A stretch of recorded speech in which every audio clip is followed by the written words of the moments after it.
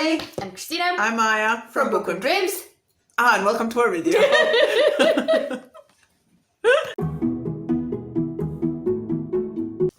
As you can see from the title, we're gonna talk to you about the books that we chose to read for our book club. So this is not an official, we're doing a book club on the internet thing. We just have Maya's sister and one of our friends in a private little book club. So we use the Read Harder Challenge each year as kind of a basis for what we choose. We just look through the prompt and see if we have any books that would fit them, and we kind of always get a wide array of genres of formats, fiction, nonfiction, and sci-fi, fantasy, all over the place, and we kind of just keep going. We decided to choose eight books because it's kind of doable for the book club, although we did not read all of our books last year, but we are planning on finishing the one that we didn't read. But 8 sounded like something we could, do in a year. And basically, both of us had a favorite, I think, from there. No, at least you had the top one. Jonathan Strange from last year. Jonathan Strange was from our book club. So, we feel like it works. So we're just going to tell you the 8 books that we chose for 2021. All right. So the first book that I'm going to talk about is Take a Hint, Nanny Brown by Talia Hibbert. Basically, this is book 2 in her series. The Brown Sisters. The Brown Sisters series. All right. So basically, in this one, we follow Danny and Zafir. They fake a relationship after something happens at Danny's work that makes them go viral.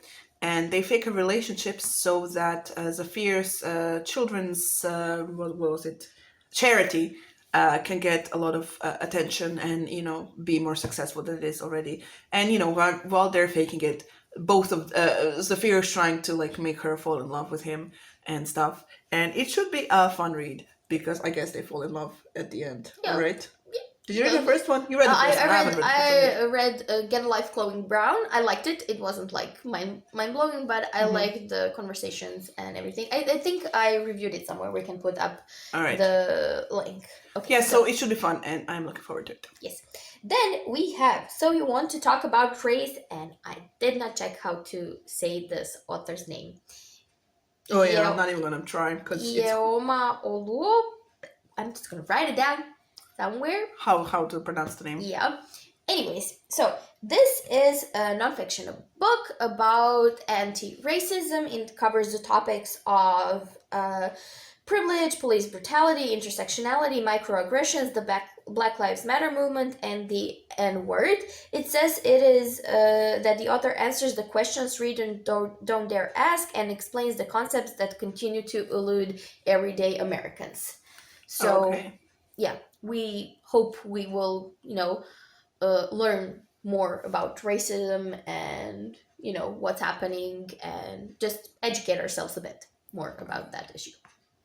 The next book is Black Sun by Rebecca Rowan Horse. Now, this is book 1 in a fantasy trilogy that is inspired by the civilizations of the pre-Columbian Americas. The book is filled with celestial prophecies, political intrigue, and forbidden magic. Magic. Yeah, I can't read my own handwriting.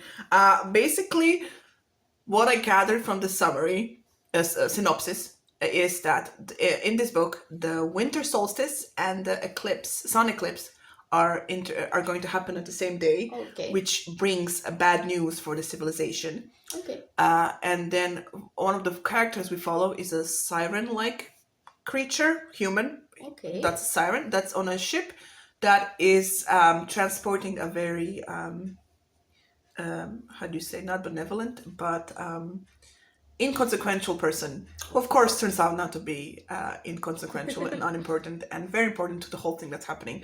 A bunch of people have read it. This came out in November or December last year, and it's been very hyped, and I'm looking forward to reading something from Rebecca Rowan Horse because I read her first one. Still haven't read the sequel.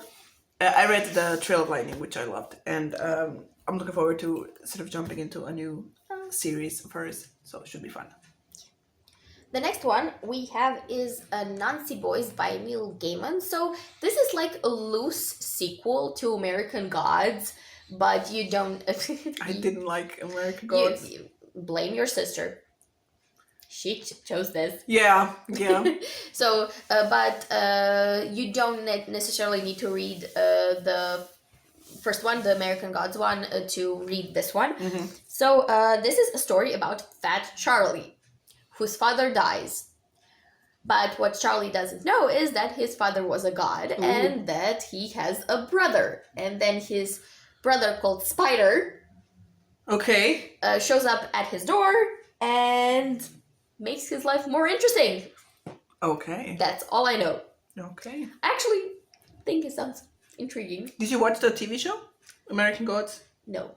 I couldn't get past, whoever, producing or whatever. I just don't like the style that it was done in. Oh, I watched the first season, and I liked it a lot. I did not like the second season. Yeah. So hopefully Spider is the character that's played by Orlando Jones, because I like him. He's fun. But we'll see when we read it. All right. The next book, apologies. So Convenience Store Woman by Sayaka Murata. So this is a book about a Tokyo resident that has been working in this convenience store for a really long time, and she likes working there because it sort of helps her fit in, because she has a role and rules to follow and manual to follow, and everything's great because now finally she sort of fits in somewhere, and now her family and friends are pressuring her to get married, and that kind of forces her to do something desperate. Now, what that is, I don't know. That's all that the summary said about this book. It sounds interesting, so I'm looking forward to reading it to see what this desperate action will entail, and it should be fun. Yeah. The next one we have, I think it is pronounced Weinsberg. I also think it's pronounced Weinsberg, Ohio. Mm-hmm. So this is by Sherwood Anderson. So this is a short story collection about the inhabitants of a small town in the Midwest, and basically just follow each short story follows another character, and we have a reporter who kind of combines all this, connects all the stories together, because it says stands witness to the dark and despairing dealings of a community of isolated people. So I'm guessing he's a journalist, so maybe he's writing a piece on the town, so it's like one connecting thread throughout the stories. All right. Him. The next book that I'm going to talk about is New Sons, which is a collection of short stories edited by Nisi Shaw. So this is a collection of speculative fiction written by authors of color, and